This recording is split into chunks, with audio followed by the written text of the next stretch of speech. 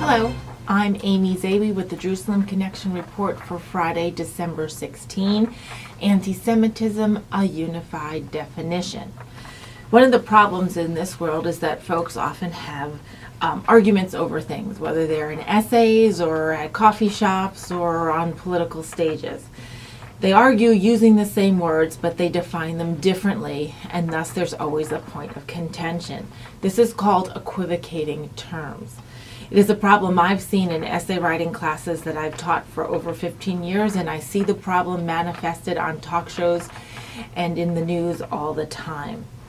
For example, the phrase knowledge is power. That is usually a good thing. However, the phrase power corrupts absolutely. In these two phrases, power is being used differently. In the first one, it's a positive thing. It's an affirmation of one's own inner strength and ability to direct their own will and live their life as they see fit. In the second phrase, power is used to illustrate somebody exerting a will over somebody else or a strength over somebody else. So it is a negative thing in the second phrase. So if we are thinking of the phrase power corrupts, absolute power corrupts absolutely, and then we think of the phrase knowledge is power, if we were to define them the same in the negative sense, then knowledge of power is a negative phrase. But that is not the case, and it's not the case because the word power is defined differently.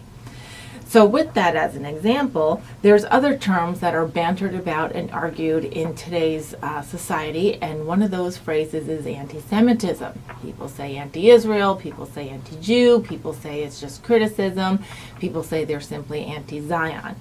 However, with all of the activities and actions, especially on college campuses, tempers flare, sometimes violence erupts, and sometimes there is bullying and harassment, particularly of Jewish students, in regards to this phrase, anti-Semitism, or simply anti-Israeli activities.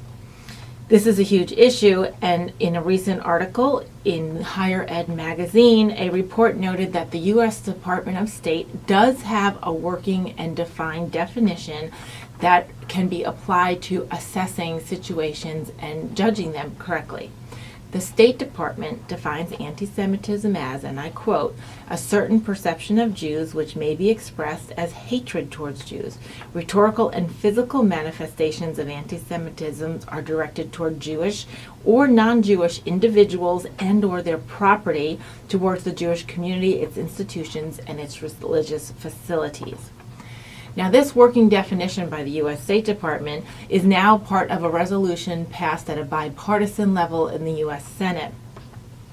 They want to take the same definition as written and have the Department of Education apply it to investigating the uptick of anti-Jewish activities on U.S. college campuses. The goal is to have this tool as an assessment measure and, in effect, preserve what is in reality free speech, among other debated activities on campuses. The bill, like I said, was proposed on a bipartisan level. Senator Casey of Pennsylvania, a Democrat, and Senator Scott of South Carolina, a Republican, have proposed, and the bill did pass at the Senate level. Senator Casey went on to further explain the nuances of the bill that would give the U.S. Department of Education a distinct measure upon which to investigate reports of anti-Jewish activities on college campuses. This includes, and I quote, calling for, aiding, or justifying the killing or harming of Jews, accusing the Jews as a people or Israel as a state of inventing or exaggerating the Holocaust, demonizing Israel by blaming it for all interreligious or political tensions in the Middle East, judging Israel by a double standard that one did not or has not applied to another. These are all important bullets because when examined against many of the activities on college campuses propelled by a group called BDS, Boycott, Divest, and Sanction, it falls oftentimes under these bullet points and therefore can justifiably be disciplined. Predictably, there are many people fighting this resolution saying it somehow impedes free speech. However, I would argue that this is not the case. Certainly, educated people can have a discourse and criticize the policies and actions of any government, especially a freedom-loving democracy in the Middle East or other places. And certainly one can criticize both the governments in a democracy and even the governments of a tyranny without impugning and demonizing all the people within that nationality or ethnic group.